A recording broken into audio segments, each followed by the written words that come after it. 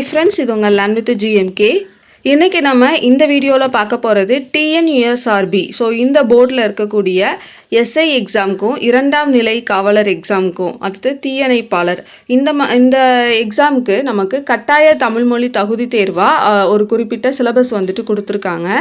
அந்த சிலபஸ், அதாவது அந்த சிலபஸ் பார்த்திங்கன்னா நமக்கு பகுதி ஆ இ அப்படின்னு சொல்லிட்டு 3 விதமாக வந்துட்டு பிரிச்சிருப்பாங்க. 3 விதமாக பிரித்து சில டைட்டில்ஸ் வந்துட்டு கொடுத்துருப்பாங்க. ஸோ அது சிலபஸ் வைஸ் நோட்ஸாக வந்துட்டு நம்ம ரெடி பண்ணியிருந்தோம். அதை வந்துட்டு நம்ம லாஸ்ட் வீடியோவில் பார்த்துருப்போம். பார்க்காதவங்க அதுக்கான லிங்க் வந்து நான் டிஸ்கிரிப்ஷனில் கொடுத்துருக்கேன், செக் பண்ணி பாருங்கள். ஓகேவா? ஸோ அந்த நோட்ஸ் வேணும் அப்படின்னாலும் நீங்கள் வாங்கிக்கலாம். இப்போ வந்து நம்ம இந்த வீடியோவில் இருந்து அந்த நோட்ஸில் நம்ம என்ன கொடுத்துருக்கோம் அப்படிங்கிறத நம்ம கிளாஸ் வைஸாக வந்துட்டு பார்க்கலாம். ஓகேவா? உங்களால் நோட்ஸ் வாங்க முடியலை அப்படிங்கிறவங்க நீங்கள் வந்துட்டு நம்ம கிளாஸ்லேயே கூட படிச்சுக்கலாம். ஸோ அந்த கிளாஸஸில் நம்ம அந்த நோட்ஸில் இருக்க வீடியோஸ் தான் நம்ம வந்துட்டு நோட்ஸில் இருக்க பாயிண்ட்ஸை தான் நம்ம வந்துட்டு வீடியோஸாக நம்ம போட போகிறோம். ஓகேவா? ஸோ பார்க்காதவங்க நீங்கள் அந்த வீடியோ பார்க்கறனாலும் நீங்கள் டிஸ்கிரிப்ஷன் லிங்க் இருக்குது, செக் பண்ணி பாருங்கள். இன்றைக்கி நம்ம டே 1 நம்ம என்ன பார்க்க போகிறோம் அப்படின்னா பகுதி இலக்கணம்லேருந்து நம்ம வந்து ஸ்டார்ட் பண்ண போகிறோம். ஸோ இலக்கணம் அப்படிங்கும்போது நமக்கு என்னென்ன கொடுத்துருக்காங்க அப்படின்னா சிலபஸில் எழுத்து இலக்கணம், சொல் இலக்கணம், பொது இலக்கணம், பொருள் இலக்கணம், யாப்பு இலக்கணம், அணி இலக்கணம், மொழித்திறன், பிரித்து எழுதுதல், சேர்த்து எழுதுதல், எதிர்ச்சொல்லை எழுதுதல், பொருந்தா சொல்லை கண்டறிதல், பிழை திருத்தம், ஆங்கில சொல்லுக்கு நேரான தமிழ் சொல்லை அறிதல் மற்றும் இது சம்பந்தப்பட்ட தலைப்புகள் அப்படின்னு சொல்லி கொடுத்துருப்பாங்க. இதுதான் நமக்கு பகுதி இலக்கியமில் உள்ள சிலபஸ். ஓகேவா? ஸோ இந்த சிலபஸ் படி நம்ம வந்துட்டு இன்றைக்கி எழுத்து இலக்கணம் வந்துட்டு பார்க்க போகிறோம். எழுத்து இலக்கணமில் நமக்கு எப்படி கொடுத்துருப்போம் நம்ம நோட்ஸில் அப்படின்னு பார்த்தீங்கன்னா 6ஆம் வகுப்புலேருந்து 10ஆம் வகுப்பு வரைய எங்கெங்கெல்லாம் இலக்கணம் வந்துட்டு வருதோ சிலபஸ் வைஸ் அதெல்லாம் நம்ம கவர் பண்ணியிருப்போம். ஓகேவா? ஸோ இப்போ ஃபஸ்ட்டு எழுத்து இலக்கணமில் நம்ம பார்க்கக்கூடிய சப்டைட்டில் என்ன அப்படின்னா தமிழ் எழுத்துகளின் வகையும் தொகையும் அப்படிங்கிறது தான் நம்ம வந்து இன்றைக்கி பார்க்க போகிறோம். ஓகேவா? தமிழ் இலக்கண வகைகள் மொத்தம் எத்தனை இருக்குது அப்படின்னா 5 வகைகள் வந்துட்டு சொல்லுவோம். தமிழ் இலக்கணம் அப்படின்னாலே 5. ஆனால் நமக்கு சிலபஸில் பார்த்திங்கன்னா 6 இருக்கும். எக்ஸ்ட்ராவாக ஒரு பொது இலக்கணம் அப்படிங்கிறத சேர்த்து கொடுத்துருப்பாங்க. ஓகேவா? ஆனால் பேசிக்காக தமிழ் இலக்கண வகைகள் அப்படிங்கிறத 5 தான். ஒன்று எழுத்து இலக்கணம், சொல் இலக்கணம், பொருள் இலக்கணம், யாப்பு இலக்கணம், அணி இலக்கணம். இது நிறைய பேத்துக்கு தெரிஞ்ச ஒரு காமனான பாயிண்ட்டாக தான் இருக்கும். ஓகேவா? இப்போ எழுத்து அப்படிங்கிறத நம்ம இந்த இதில் பார்க்கலாம். எழுத்து அப்படிங்கிறது ஒலி மற்றும் வரி வடிவம், அதாவது சவுண்டுனால வரக்கூடிய வடிவம், அதுக்கப்புறம் என்னென்னா நம்ம எழுதுறனால வரக்கூடிய வடிவம். இந்த மாதிரி எழுத்தை 2 வடிவமாக பிரிக்கிறாங்க. ஒன்று பேச்சு வடிவம், இன்னொன்று எழுத்து வடிவம் அப்படின்னு சொல்லிட்டு வச்சுக்கோங்க. ஓகேவா? ஸோ இப்போது இந்த எழுத்து அப்படிங்கிறத 4 மெயின் கேட்டகரியாக பிரிக்கிறாங்க. ஒன்று உயிர் எழுத்துகள், அடுத்ததாக மெய் எழுத்துகள், அடுத்ததாக உயிர்மெய் எழுத்துகள், ஆயுத எழுத்துகள் அப்படின்னு சொல்லிட்டு எழுத்தை 4 விதமாக பிரிக்கிறாங்க. ஓகேவா? உயிர், மெய், உயிர்மெய், ஆயுதம் அப்படின்னு சொல்லிட்டு 4 பிரிக்கிறாங்க. இப்போ உயிர் எழுத்துக்கள்னால் என்ன அப்படிங்கிறத பார்க்கலாம். ஸோ காற்று வெளிப்படும் போது நம்ம வந்துட்டு உயிரெழுத்துக்களை நம்ம உச்சரிக்கிறோம் அப்படின்னா அப்போ காற்று வந்துட்டு வெளிப்படுமா. ஓகேவா? காற்று வெளிப்படும் போது நம்ம வரக்கூடிய எழுத்தை தான் உயிரெழுத்து அப்படின்னு சொல்லி சொல்கிறோம். உயிரெழுத்துக்கள் மொத்தம் எத்தனை இருக்குது அப்படின்னா 12 எழுத்துக்கள் வந்துட்டு இருக்குது. ஸோ அந்த 12 எழுத்துக்கள் எல்லாத்துக்கும் தெரிஞ்சது தான். ஓகேவா? ஸோ அதை தான் நம்ம ப்ராக்கெட்டில் கொடுத்துருக்கோம். அக்கனாவை தவிர மீதி எல்லாமே வந்துட்டு நமக்கு அந்த உயிரெழுத்தில் அந்த 12 எழுத்துக்களை வந்துட்டு உயிரெழுத்துக்கள் அப்படின்னு சொல்லி சொல்லுவோம். இந்த 12 உயிரெழுத்துக்களில் 5 எழுத்து வந்து குறில் எழுத்தாகவும் 7 எழுத்து வந்து நெடில் எழுத்தாகவும் இருக்குது. ஸோ அதை வந்துட்டு நம்ம பார்க்கலாம். நீண்டு ஒலிக்கிறத நம்ம நெடில் எழுத்து அப்படின்னு சொல்லுவோம். ஓகேவா? ஸோ குறில் எழுத்து அப்படிங்கும்போது ஆ, இ, உ, ஏ, ஓ அப்படிங்கிறது வரும். நெடில் எழுத்து அப்படிங்கும்போது ஆவண்ணா, ஈயண்ணா, ஊவண்ணா, ஏஎண்ணா, ஐயண்ணா, ஓவண்ணா, அவ்வண்ணா வரும். ஓகேவா? ஸோ இந்த நெடில் எழுத்தில் நீங்கள் முக்கியமாக கவனிக்க வேண்டிய 2 எழுத்து என்னென்னா ஐ அப்படிங்கிறதும் அவு அப்படிங்கிறதும். ஓகேவா? ஸோ இது வந்து எந்த சவுண்டில் முடியுது அப்படின்லாம் கொஸ்டின் கேட்பாங்க. ஐ அப்படிங்கிறது ஈ. ஓகேவா? ஈயோட நெடில் அப்படிங்கிற மாதிரி வரும். அவு அப்படிங்கிறது ஊ சவுண்டில் முடிகிறனால ஊவோட நெடில் அப்படிங்கிற மாதிரி வரும். ஓகேவா? ஸோ இதை என்ன நீங்கள் வந்துட்டு நோட் பண்ணிக்கோங்க. அடுத்ததாக மெய் எழுத்துகள். மெய் எழுத்து அப்படிங்கிறது மெய் அப்படின்னா என்னென்னா உடம்பு அப்படிங்கக்கூடிய ஒரு பொருளும் என்னென்னா தருது. மெய் அப்படிங்கிறதுக்கு உடம்பு அப்படிங்கிற பொருளும் இருக்குது. அப்போ நம்மளோட உடல் இயக்கத்தோட பங்கு எந்த எழுத்தை உச்சரிக்கும் போது தேவைப்படுது அப்படின்னா மெய் எழுத்தை உச்சரிக்கும் போது. ஓகேவா? உயிரெழுத்துக்கு நம்ம என்ன பார்த்தோம்? காற்று வெளிப்படும் போது வரும் எழுத்து உயிரெழுத்துன்னு பார்த்தோம். மெய் எழுத்து அப்படிங்கிறதுக்கு உடல் இயக்கத்தோட பங்கு எந்த எழுத்துக்கு தேவையோ அந்த எழுத்தை தான் மெய் எழுத்து அப்படின்னு சொல்லி சொல்கிறோம். ஓகேவா? ஸோ மெய் எழுத்தில் பார்த்தோம்னா நம்மளுக்கு 18, உயிரெழுத்தில் 12 எழுத்து இருக்குன்னு சொல்லி பார்த்தோம். மெய் எழுத்தில் நமக்கு மொத்தம் 18 எழுத்துக்கள் வந்துட்டு இருக்குது. இந்த மெய் எழுத்துக்களை நம்ம வல்லினம், மெல்லினம், இடையினம் அப்படின்னு சொல்லி பிரிக்கிறோம். உயிரெழுத்தை குறிலெழுத்து, நெடிலெழுத்துன்னு பிரித்தோம். மெய் எழுத்தை வல்லினம், மெல்லினம், இடையினம் அப்படின்னு சொல்லி நம்ம பிரிக்கிறோம். ஓகேவா? ஸோ வல்லினம் அப்படிங்கும்போது நமக்கு கசடத்தபர எங்கன்னா நம்ம இரள வளலை அப்படின்னு சொல்லுவோம்ல. ஸோ இதில் புள்ளி வச்ச எழுத்தால் நம்ம மெய் எழுத்து அப்படின்னு சொல்லி வல்லினம், மெல்லினம், இடையினம்க்கு நம்ம பிரித்து எழுதிக்கிறோம். அதை வந்து பார்த்துக்கோங்க. 6 பிரிச்சிருப்பாங்க. 6+6+6 டோட்டலாக பார்த்தீங்கன்னா 18 எழுத்துக்கள் வந்துட்டு வந்துடும். அடுத்ததாக நம்ம பார்க்க போகிறது உயிர் மெய் எழுத்துக்கள். உயிர் மெய் எழுத்துக்கள் அப்படிங்கும்போது உயிரெழுத்தும் மெய்யெழுத்தும் சேர்றது தான் உயிர்மெய் எழுத்துக்கள்.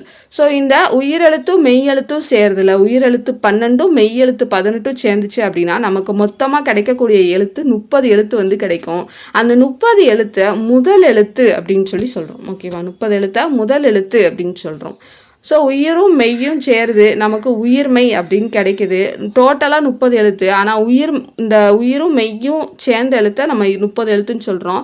உயிரும் மெய்யும் சேரும்போது நமக்கு பெருக்கல்ல நீங்கள் போட்டிங்க அப்படின்னா தெரியும் 216 எழுத்து வந்துட்டு உயிர்மெய் எழுத்தாக கிடைக்கும். ஓகேவா?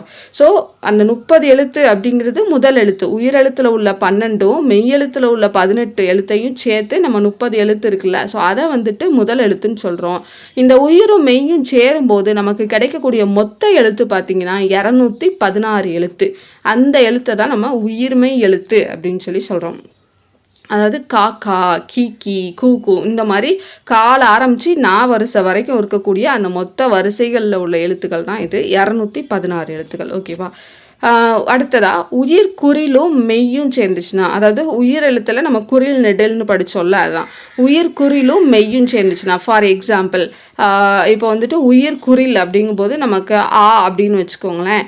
மெய் எழுத்து அப்படிங்கும்போது நமக்கு இக்குன்னு வச்சுக்கோங்களேன். இக்கு ப்ளஸ் ஆ நம்மளுக்கு என்ன வரும்? கா அப்படின்னு கிடைக்கும். அதுதான் உயிர்மெய் குறில் அப்படின்னு சொல்லி சொல்லுவோம். அதாவது உயிர் குறிலும் ஆ அப்படிங்கிறது உயிர் குறில், மெய் அப்படிங்கிறது இக்குங்கிறது ஒரு மெய் எழுத்து. இது ரெண்டும் சேரும்போது நமக்கு உயிர்மெய் குறில் எழுத்து கிடைக்குது. காங்கிறது உயிர்மெய் குறில். ஓகேவா? இது உயிர் நெடில், அதாவது ஆவண்ணா அப்படிங்கிறதும் ஒரு மெய் எழுத்து, அதாவது இக்கு அப்படிங்கிறதும் சேர்ந்துச்சு அப்படின்னா நமக்கு கிடைக்கக்கூடியது உயிர்மெய் நெடில், கா அப்படின்னு சொல்லி கிடைக்கும் அப்படிங்கிறாங்க. இதுதான் இந்த இதுக்கு. ஓகேவா? ஸோ உயிர் குறிலும் மெய்யும் சேரும்போது உயிர்மெய் குறில் எழுத்து கிடைக்குது. உயிர் நெடிலும் மெய்யும் சேரும்போது உயிர்மெய் நெடில் எழுத்து கிடைக்குது அப்படிங்கிறாங்க. அடுத்ததாக ஆயுத எழுத்து ஒன்னே ஒன்று, அது வந்துட்டு அக்கனா. ஓகேவா? ஸோ இதுவரை புரிஞ்சிருக்கும்னு நினைக்கிறேன். இப்போ நம்ம மாத்திரை அப்படிங்கிறத பார்த்துடலாம். மாத்திரை அப்படிங்கிறது கால அளவு அப்படின்னு சொல்லி சொல்லுவாங்க. ஒரு மாத்திரை அப்படின்னா என்ன? கண் இமைக்கக்கூடிய அந்த நேரத்தை தான் ஒரு மாத்திரை அப்படின்னு சொல்கிறோம். அப்போ என்னென்ன எழுத்துக்கு எத்தனை மாத்திரை இருக்குது அப்படிங்கிறதையும் பார்த்துடலாம். குறில் எழுத்துக்கு ஒரு மாத்திரை, நெடில் எழுத்துக்கு 2 மாத்திரை, ஏன்னா நீண்டு ஒலிக்குது அதனால 2 மாத்திரை. மெய் எழுத்துக்கு அரை மாத்திரை. ஓகேவா? அதே மாதிரி உயிர்மெய் குறில் அப்படிங்கிறனால அது ஒரு மாத்திரை, உயிர்மெய் நெடில் அப்படிங்கிறனால 2 மாத்திரை. ஸோ நீங்கள் வந்து நார்மலாகவே ஞாபகம் வச்சுக்கோங்க. குறில்னா 1, நெடில்னா 2, மற்றதுக்கெலாம் அரை மாத்திரை அப்படிங்கிற மாதிரி ஞாபகம் வச்சுக்கோங்க. ஏன்னா மெய் எழுத்துக்கும் அரை மாத்திரை தான் வரும், ஆயுத எழுத்துக்கும் அரை மாத்திரை தான் வரும். ஓகேவா? அதை வச்சு ஞாபகம் வச்சுக்கலாம். இதை எப்படி நம்ம இம்ப்ளிமெண்ட் பண்ணுறது அப்படிங்கிறத எக்ஸாம்பிள் மூலமாக பார்க்கலாம். எக்ஸாம்பிள் பாருங்கள். கபிலர் அப்படின்னு சொல்லி கொடுத்துருக்காங்க. கபிலர் அப்படிங்கிறதுல கா அப்படிங்கிறது நமக்கு ஒரு குறில் எழுத்து. ஓகேவா? அது வந்து நீண்டு ஒலிக்கலை. ஸோ அது வந்துட்டு ஒரு குறில் எழுத்து. அதனால நமக்கு குறில் எழுத்துக்கான மாத்திரை என்னன்னு பார்த்தோம், ஒரு மாத்திரை அப்படின்னு பார்த்தோம். அதனால 1ன்னு போட்டுக்கிறோம். அடுத்ததான் பீங்கிறதும் நமக்கு குறில் எழுத்து தான். பீன்னு வந்தால் தான் அது நெடில் எழுத்து. ஓகேவா? ஸோ பி அப்படின்னு வந்திருக்கனால இது ஒரு குறில் எழுத்து, அதனால அதுக்கு ஒரு மாத்திரை. அடுத்ததாக லாங்கிறதுக்கும் நமக்கு குறில் எழுத்து ஒரு மாத்திரை. அடுத்ததாக இருங்கிறது நமக்கு மெய் எழுத்து. மெய் எழுத்துக்கு நம்ம எத்தனை மாத்திரை சொன்னோம்? அரை மாத்திரை சொன்னோம். அதனால இதுக்கு ஒரு அரை மாத்திரை போட்டோம்னா மொத்தமாக 3 மாத்திரை வரும். ஸோ இந்த மாதிரி தான் நம்ம வந்துட்டு மாத்திரையோட அளவு வந்துட்டு கண்டுபிடிக்கணும். ஒரு வார்த்தை கொடுத்து அதோட மாத்திரை அளவு என்ன அப்படின்னு சொல்லி கேட்டாங்கன்னா இந்த மாதிரி வந்து கண்டுபிடிக்கணும். ஓகேவா? இதுலேயே இன்னும் குற்றியலுகிற மாத்திரை, குற்றியலிகிற மாத்திரையெல்லாம் கேட்பாங்க. அதெல்லாம் அடுத்தடுத்த கிளாஸஸில் நம்ம பார்க்கலாம். நார்மலாக மாத்திரை அளவு என்ன அப்படின்னா இந்த மாதிரி இந்த மெத்தடில் கண்டுபிடிக்கணுங்கிறத ஞாபகம் வச்சுக்கோங்க. இப்போது இதோட புக் பேக்கும் நம்ம பார்த்துடலாம். கொடுக்கப்பட்டுள்ள மாத்திரை அளவுக்கேற்ப சொற்களை எழுதுக அப்படின்னு சொல்லி கொடுத்துருக்காங்க. உயிரெழுத்தில் தொடங்கும் 2 மாத்திரை அளவு சொல் என்ன அப்படின்னு சொல்லி கேட்டிருக்காங்க. ஸோ 2 மாத்திரை அளவு இருக்கணும் அந்த வார்த்தையில், அது உயிரெழுத்தில் ஆரம்பிக்கணும். ஓகேவா? இது நீங்கள் ஆப்ஷனை பார்த்தாலே ஈஸியாக கண்டுபிடிச்சிடலாம். அது அப்படிங்கிறது ஆங்கிறது உயிரெழுத்தில் தொடங்குது. ஆங்கிறது குறில்னால ஒரு மாத்திரை, தூங்கிறது குறில்னால ஒரு மாத்திரை. ஸோ 2 மாத்திரை வந்துட்டு இதில் இருக்குது. அடுத்ததா 2 மாத்திரை அளவுள்ள ஓரெழுத்து சொல் எது அப்படின்னு சொல்லி கேட்டிருக்காங்க. ஓரெழுத்து சொல் அப்படிங்கும்போது ஓரெழுத்து ஒரு மொழின்னு சொல்லி நமக்கு ஒரு 42 லிஸ்ட் இருக்கும். ஓகேவா? ஸோ அதில் நீங்கள் பார்த்தாலே தெரியும். அதில் நம்மளுக்கு ஓரெழுத்து சொல் வந்துட்டு இருக்கும், தீங்கிறதும் இருக்கும். ஒரே எழுத்து, ஆனால் அது பொருள் தர மாதிரியும் இருக்கணும். அதே மாதிரி இங்கே அது 2 மாத்திரை அளவாகவும் இருக்கணும். 2 மாத்திரை அப்படின்னாலே நமக்கு நெடில் தான், நெடில் எழுத்துக்கு தான் 2 மாத்திரை. ஸோ தீ அப்படிங்கிறது நமக்கு கரெக்ட் ஆன்சர். தீங்கிறது நமக்கு 2 மாத்திரை. அடுத்ததா ஆயுத எழுத்து இடம்பெறும் 2.5 மாத்திரை அளவுள்ள சொல் எது அப்படின்னு கேட்டிருக்காங்க. அதுக்கு எக்ஸாம்பிள் வந்துட்டு அத்து.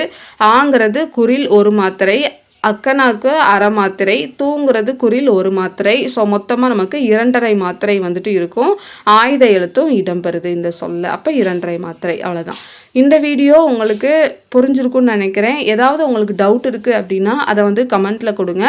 நம்ம Day 2 வீடியோ அடுத்த வீடியோவில் நம்ம எழுத்துகளின் பிறப்பு அப்படிங்கிறத நம்ம வந்து பார்க்கலாம். அடுத்தடுத்த டேஸ், அதாவது நம்ம ஒரு பிளேலிஸ்ட்டாகவே நம்ம போட்டு வச்சுருப்போம். ஸோ அடுத்தடுத்த வீடியோஸ் நான் வந்து அடுத்தடுத்து அப்லோட் பண்ணுவேன். அந்த பிளேலிஸ்ட்டில் தான் விடும். ஸோ அந்த பிளேலிஸ்ட்டில் போய் நீங்கள் வந்துட்டு மறக்காமல் நம்ம எத்தனை வீடியோஸ் அப்லோட் பண்ணியிருக்கோம் அப்படிங்கிறத செக் பண்ணிக்கோங்க. உங்களுக்கு இந்த வீடியோ பிடிச்சிருக்கு அப்படின்னா மறக்காமல் லைக் பண்ணிவிட்டு சப்ஸ்கிரைப் பண்ணிக்கோங்க. ஏன்னா சப்ஸ்கிரைப் பண்ணிட்டீங்கனாலே நம்ம நோட்டிஃபிகேஷன் வந்துட்டு நம்ம வீடியோ போட உங்களுக்கு வந்துடும். உங்கள் ஃப்ரெண்ட்ஸ் யாராவது ப்ரிப்பேர் பண்ணுறாங்க அப்படின்னாலும் அவங்களுக்கும் நீங்கள் ஷேர் பண்ணுங்கள். தேங்க்யூ.